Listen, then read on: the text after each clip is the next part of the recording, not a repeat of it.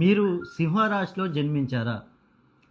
సింహరాశిలో జన్మించి మకా నక్షత్రం సింహరాశిలో జన్మించారా? పుబ్బ నక్షత్రం సింహరాశిలో జన్మించారా? ఉత్తర నక్షత్రం ఒకటో పాదం సింహరాశిలో జన్మించారా?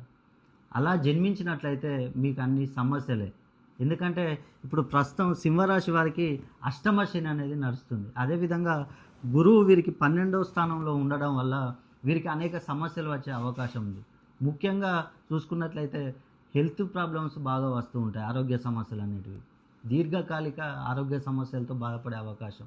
అదేవిధంగా వివాహాల కోసం ప్రయత్నం చేస్తూ ఉంటారు చాలామంది.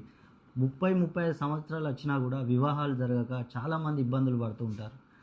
అదేవిధంగా చూసుకుంటే రుణ బాధలు, అప్పుల బాధలు ఎక్కువయ్యే అవకాశం. మీరు ఏ వ్యాపారం చేసినా కూడా వ్యాపారంలో అభివృద్ధి అనేది ఉండదు, నష్టాలు ఎక్కువ. అదేవిధంగా విద్యార్థులైతే చదువులో వెనుకబడిపోవడం, నిరుద్యోగులు ఎంత ఉద్యోగ ప్రయత్నం చేసినా కూడా ఉద్యోగాలు వచ్చే అవకాశాలు తక్కువగా ఉంటాయి.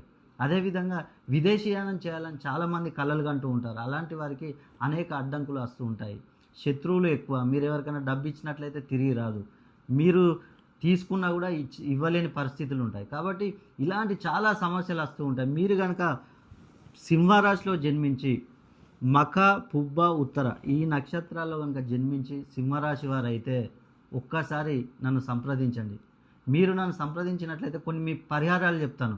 ఆ పరిహారాలను పాటించండి. అదేవిధంగా మీ పేరులో సంఖ్యాబలం ఎన్ని డిగ్రీస్లో ఉంది, ఎంత ఫ్రీక్వెన్సీలో ఉందని కనుక మీరు తెలుసుకొని ముందుకెళ్ళినట్లయితే మీరు ఈ సమస్యల నుంచి బయటపడవచ్చు.